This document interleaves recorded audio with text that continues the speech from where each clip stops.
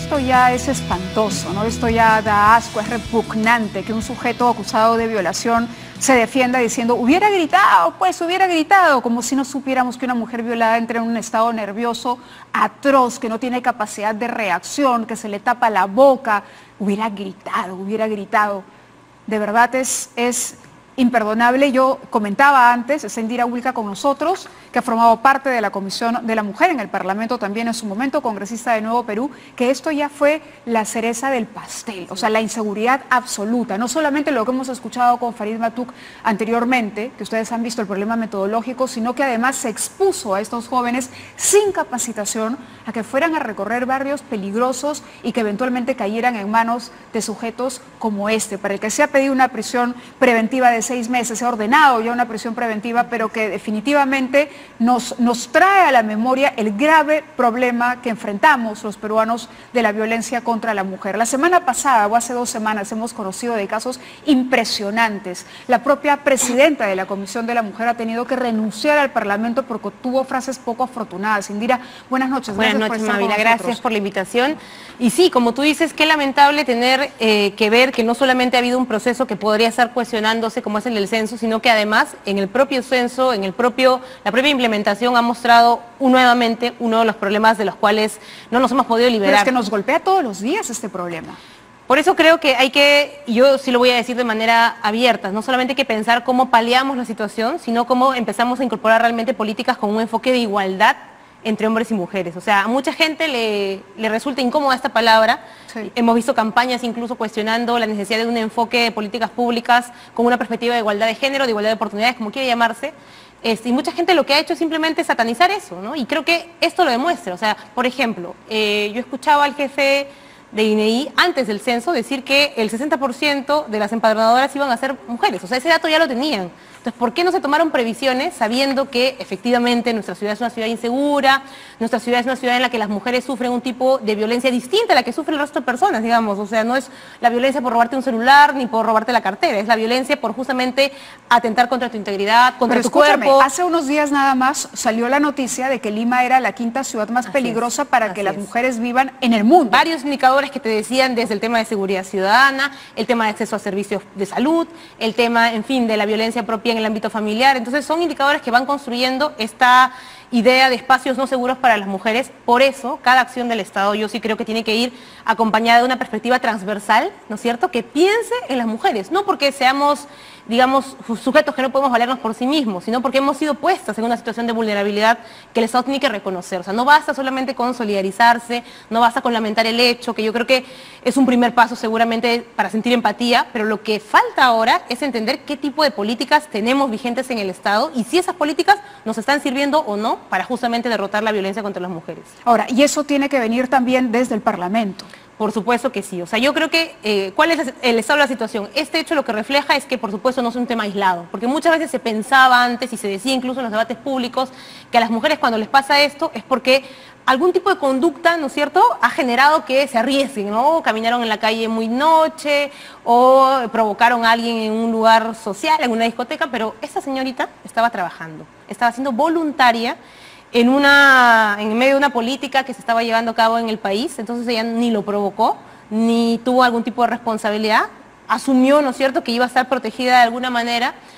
Entonces, esa es una primera cosa que creo que hay que señalar, ¿no es cierto?, la situación de vulnerabilidad terrible en la que estamos expuestas las mujeres y que, por supuesto, tiene que acarrear ya no solamente la sanción, sino también un conjunto de políticas de prevención. Por el lado de la sanción, ¿cómo vamos? Al margen del proceso judicial, de que el señor termine en la cárcel, al margen de eso. Pero que también hay que garantizar, ojo, mucha gente durante el día de hoy se ha manifestado con indignación, ¿no es cierto?, ante la posibilidad, por ejemplo, que este caso no sea sancionado de manera ejemplar. Y yo comparto esa preocupación. Se ha debatido muchísimo, se ha logrado hoy día lo de la prisión preventiva, que yo creo que es un paso adelante, es decir, que la justicia actúa rápido. Ese es un caso, además, atípico, porque es pocas veces una mujer violentada sexualmente logra denunciar en el momento. Afortunadamente tuvo el respaldo de sus compañeros de trabajo, de su hermano que estuvo también durante el censo, sí. Fue a la comisaría, denunció contra viento y marea, porque seguramente también la comisaría, no sabemos, habrá tenido un conjunto de otros problemas, para poder hacer que el Estado tome importancia en su caso, pero se logró algo importante, que ha sido que ya tenga una prisión preventiva, que ya hay una denuncia que se ha formalizado.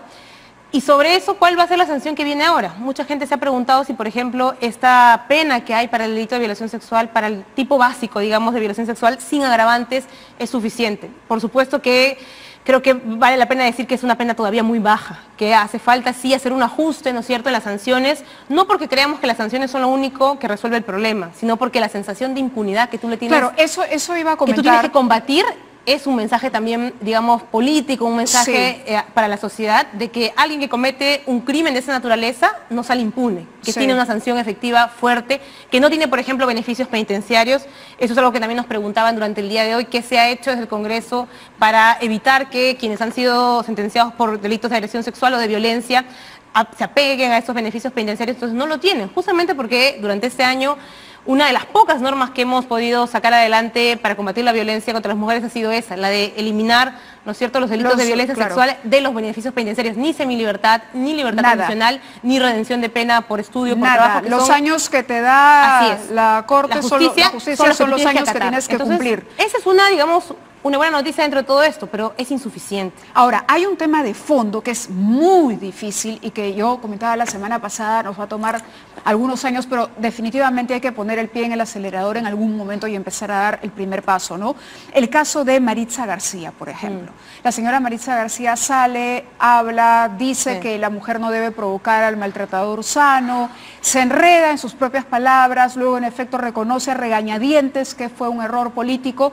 Y yo trataba de entender, es más, califiqué lo que había dicho como una burrada, lo califiqué así y lo vuelvo a decir, porque creo que no es que ella, a ver, a donde voy es a que no es que ella sea una persona poco inteligente, lo que dijo fue poco inteligente, y lo que dijo fue poco inteligente porque está interiorizado. Así es. Es parte de una cultura, claro, que compartimos hombres y mujeres. Así es, ojo, no se trata de mujeres, simplemente decir que las mujeres tenemos la solución. Nos metieron el chip ahí, ¿no? Oye, hijita, no te pongas esa falda corta, después no reclames. Porque por algo te habrá pasado si te golpean o te violan, entonces sí hay que reconocer, por eso digo que lo que está en el centro de la discusión es el tipo de violencia que afrontamos las mujeres. Es un tipo de violencia distinta, porque si uno camina sola por la calle, ¿no es cierto?, si es mujer, tiene el riesgo de que la asalten y que la violen.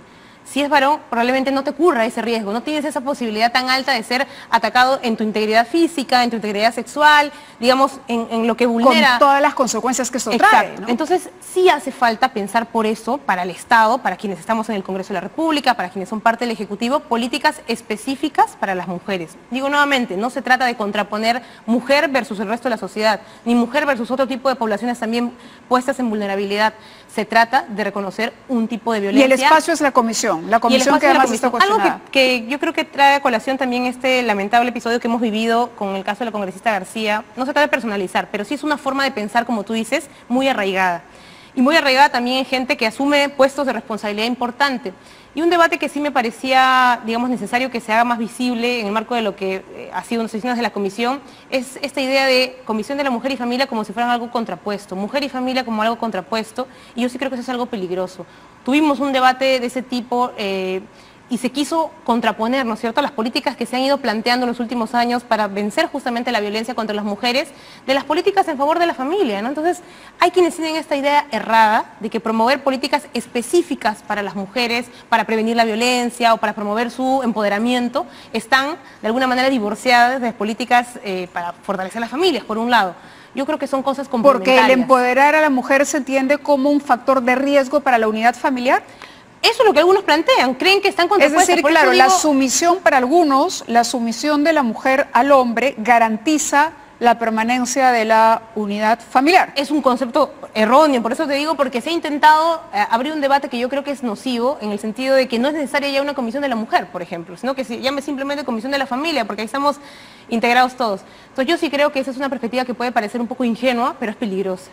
Porque sí, estas cifras lo demuestran, porque este tipo de violencia lo demuestra, que requerimos políticas especiales para derrotar esta violencia particularmente arraigada en nuestra forma de comportarnos, en nuestra forma de relacionarnos, en que la violación sea algo tan común, que abusar sexualmente de una mujer sea una forma de agredirla tan común, debe llamarnos totalmente a la reflexión. No es un tema únicamente moral, es un tema social. Sí. O sea, no es una forma de agresión común a cualquier persona, es una forma, parece, particularmente, digamos, destinada o planteada para las mujeres. Entonces, sí creo en la importancia de las políticas en favor de las mujeres, políticas con una perspectiva, como digo, que promueven la igualdad.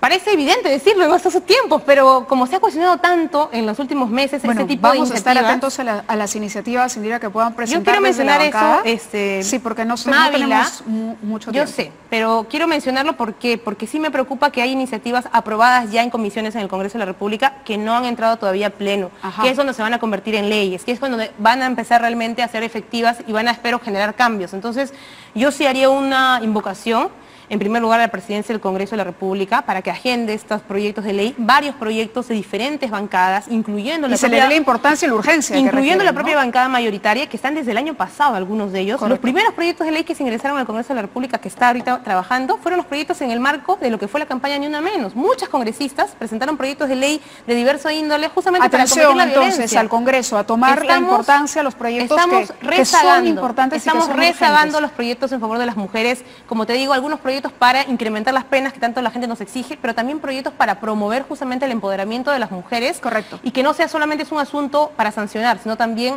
para prevenir. Entonces creo que esa es una invocación. Hemos enviado el día de hoy nuevamente un oficio para pedirle al presidente del Congreso de la República que agende estos proyectos en el Pleno, y como te digo, ya están aprobados en comisión, ya pasaron por la Comisión de la Mujer, por Justicia, y creo que si realmente queremos dar el mensaje firme y inequívoco de que estamos contra la violencia, entonces hay que empezar a legislar y hay que empezar también a promover políticas en favor de la igualdad. Muchas gracias por la presencia. Hacemos una pausa y regresamos.